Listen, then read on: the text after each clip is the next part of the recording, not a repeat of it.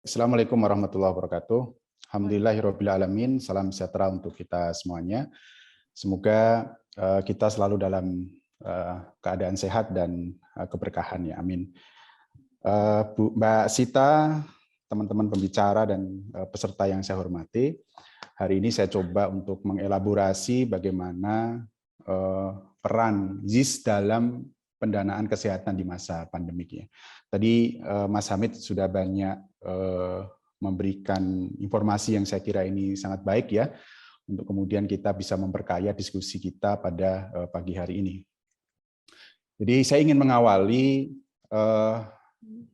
bagi yang belum mengetahui atau kenal rumah zakat, tahun ini adalah 23 tahun rumah zakat dan alhamdulillah kita sudah banyak memberikan manfaat ya. Tentunya ini bagian dari kolaborasi yang membanggakan kita ya, bersama mitra ya, donatur dan pihak-pihak terkait ya, di 38 juta penerima layanan manfaat. Kita hadir di 1.686 desa. Kenapa desa? Karena kita melihat masa depan Indonesia ada di desa. Dan kalau kita bicara sumber daya, semua tersedia ada di desa. Selesai masalah desa, 40% masalah ekonomi negara itu bisa kita selesaikan. Kemudian kita hadir juga di 19 sekolah juara, kemudian ada 9 klinik ya di seluruh Indonesia. Kemudian kita dipercaya lebih dari 600.000 donatur, ya baik perseorangan, kemudian korporasi, community, dan overseas. Kita juga sudah ISO, terakhir ISO ketepatan distribusi zakat, dan kemudian ISO tentang layanan muzaki, donatur. Dan kita alhamdulillah sudah audit independen, ini bagian dari transparansi kita sebagai lembaga filantropi kepada publik. Kita hadir di 18 provinsi, jaringan pemberdayaan kita ada di 34 provinsi, dan kemudian kita hadir ya bermitra dengan lebih dari 30 negara. Selain lembaga zakat, rumah zakat juga berstatus spesial konsultatif UN PBB.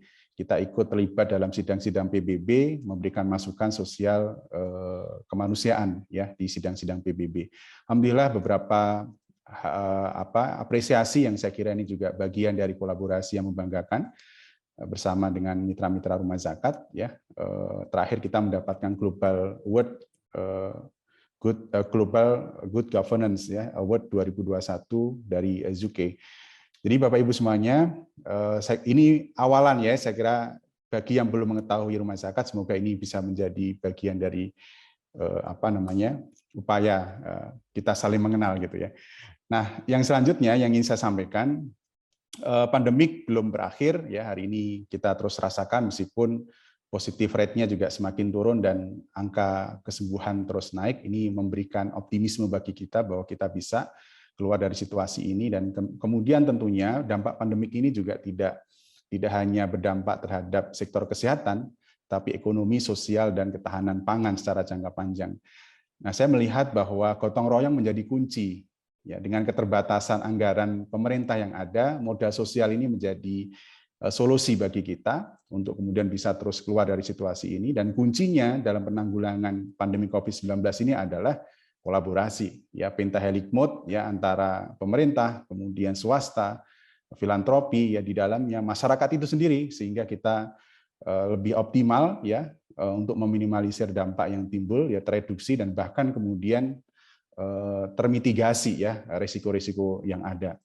Kemudian dalam hal ini, ZIS bisa sebagai salah satu sumber pendanaan. Ya, kalau tadi Mas Hamid sudah mention bahwa ZIS bisa menjadi bagian dari salah satu pendanaan. Nah, rumah zakat sendiri, karena bagian dari lembaga filantropi yang salah satunya mengelola zakat infak sedekah, maka turut hadir kemudian menanggulangi dampak COVID-19.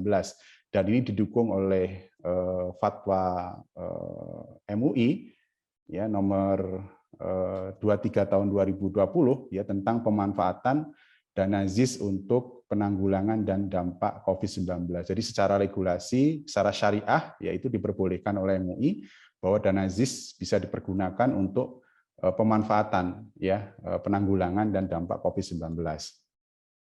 Nah, bagaimana dampak pandemik ya? Tadi Mas Hamid juga sudah menyampaikan sebenarnya baik dampak secara lembaga, alhamdulillah rumah zakat termasuk kategori yang tumbuh Mas Hamid ya. Tahun lalu kita tumbuh 25% dan tahun ini semoga bisa terus tumbuh ya. Dan ini tercermin dari meski pandemik ya masyarakat tetap berderma ya. Seperti yang tadi disampaikan oleh Mas Hamid, jadi pendapatan masyarakat kita turun ya, tetapi perilaku berdermanya meningkat dan bahkan rutin. Ya, luar biasa ini ya. Kalau lihat di sekitar kita ya, tetangga kita ada yang terdampak COVID, itu tiap pagi itu saya lihat di situ ada makanan, ada sarapan yang selalu tersedia di depan rumah. Ini adalah menurut saya modal sosial yang sangat baik. Ini adalah modal bagi bangsa Indonesia untuk kemudian bisa terus survive dan bertahan dalam situasi hari ini. Seperti yang dipredikatkan ya, Indonesia sebagai negara yang paling dermawan di dunia. Jadi selain memberikan bantuan kepada sesama, kemudian mendonasikan uangnya, dan kemudian hadir langsung di tengah-tengah masyarakat, ya, memberikan solusi atas masalah yang ada sebagai relawan. Ini saya kira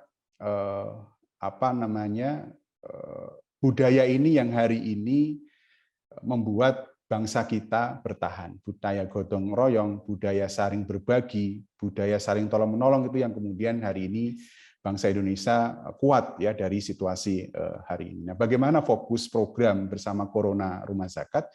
Kita membagi kurang lebih dua ya, satu jangka pendek dan yang kedua adalah jangka panjang.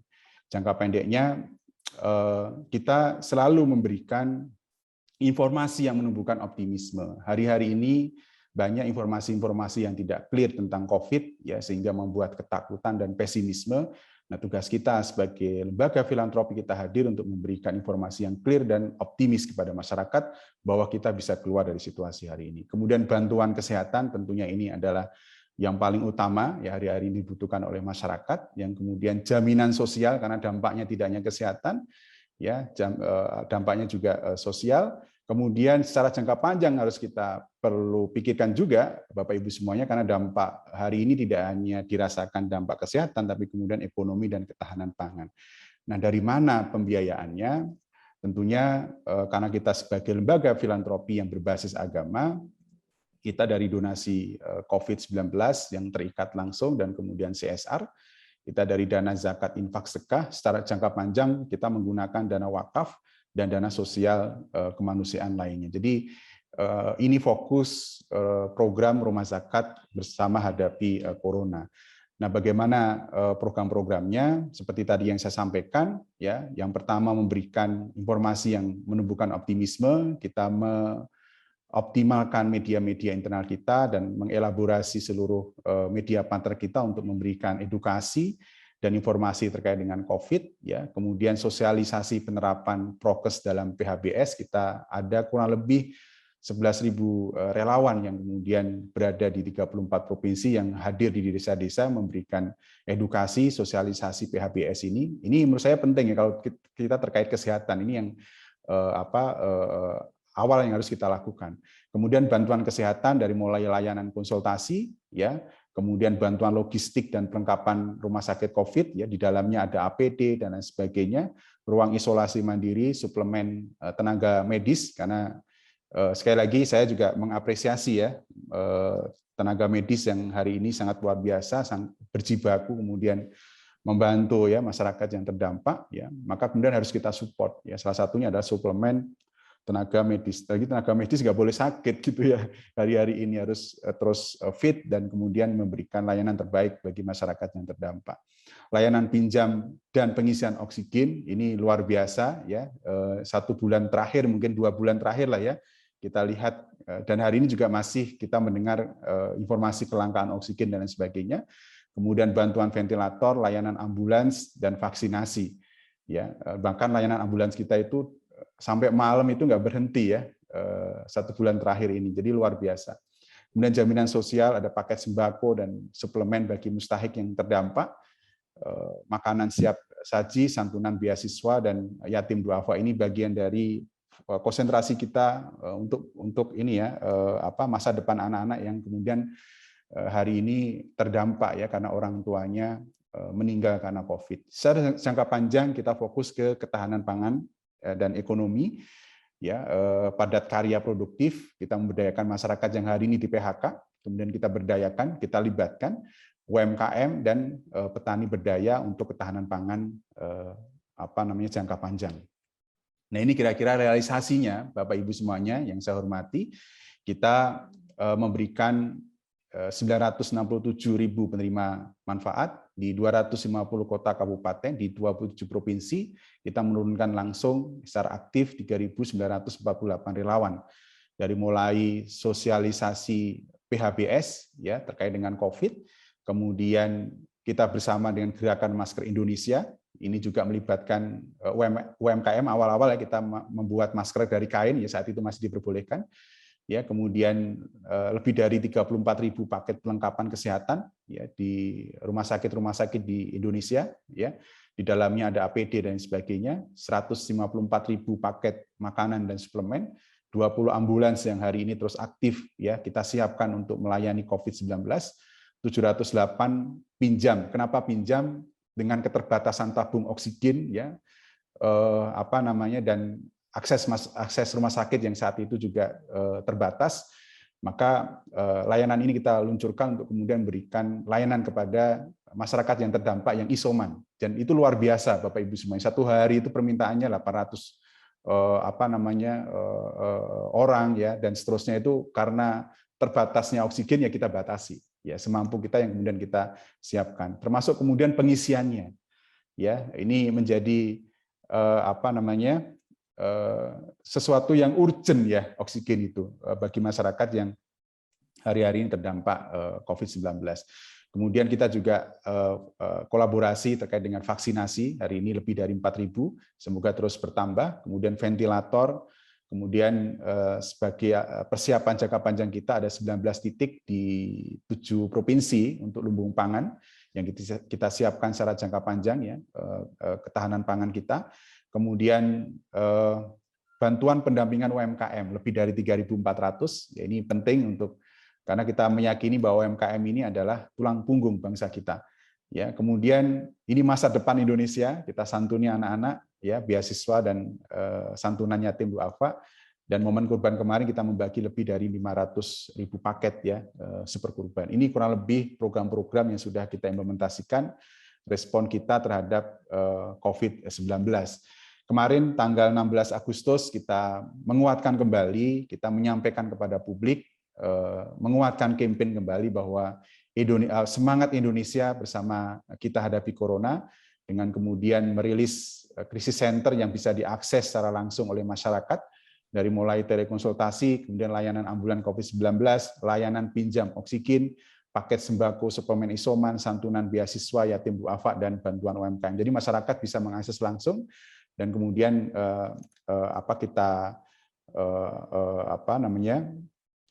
cek apakah ini benar atau tidak, baru kemudian kita bantu ya dari semua program di center yang kemudian kita siapkan.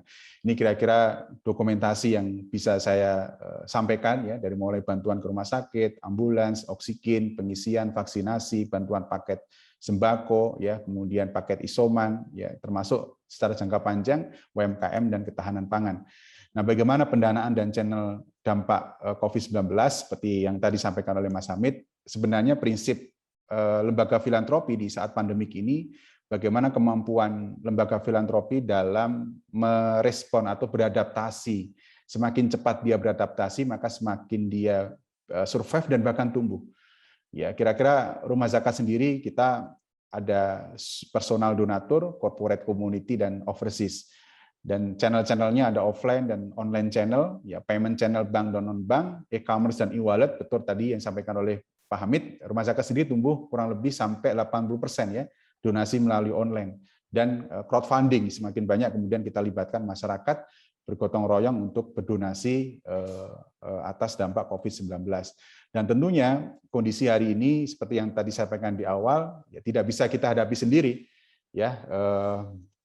Kita harus hadapi bersama ya, dan dengan cara berkolaborasi. Nah, Rumah Zakat sendiri kemarin kita juga merilis gerakan ini, dan tentunya gerakan ini tidak bisa sendiri, kita mengajak seluruh elemen ya, dari stakeholder terkait, pemerintah, kemudian asosiasi di dalamnya ada forum filantropi Indonesia, forum zakat, ya, media, akademisi, termasuk kemudian di dalamnya adalah dunia bisnis, ya, dan lembaga filantropi itu sendiri, untuk kemudian bisa bersama membangun gerakan ini, membangun optimisme masyarakat bahwa Indonesia pasti bisa terbebas dari corona.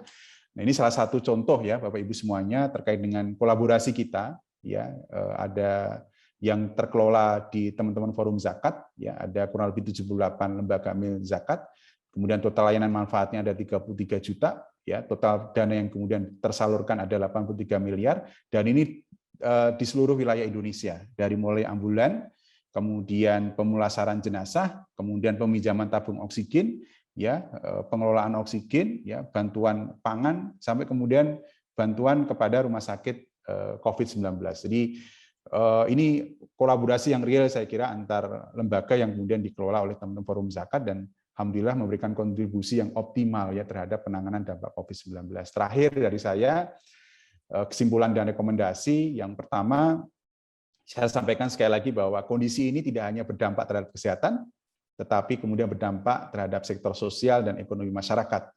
Yang kedua, lembaga filantropi turut berperan dalam pendanaan kesehatan masyarakat melalui berbagai program, dari mulai fase preventif, tadi dari mulai sosialisasi PHBS dan sebagainya, promotif, kuratif, dan rehabilitatif. Kemudian kolaborasi menjadi kunci, ya, kolaborasi gotong royong multi pihak, ya, keniscayaan untuk kemudian kita memberikan layanan masyarakat yang terdampak, dan koordinasi integrasi data. Ini menarik ya, kemarin saya nyari data tentang anak itu yang terdampak sulit ya di beberapa kementerian, terutama ya di Kementerian Sosial ya dan lain sebagainya. Tapi semoga data-data ini terus bisa kita integrasikan ya, sehingga elaborasi antara potensi pendanaan dari pemerintah, potensi pendanaan dari filantropi itu bisa lebih baik ya. Dan termasuk ini juga bagian dari upaya pemerataan layanan ya, yang menjadi hal yang saya kira perlu kita terus sinergikan demi terwujudnya akses dan penanganan kesehatan bagi seluruh rakyat Indonesia. Saya kira itu Bapak Ibu semuanya bisa saya sampaikan. Terima kasih. Assalamualaikum warahmatullahi wabarakatuh.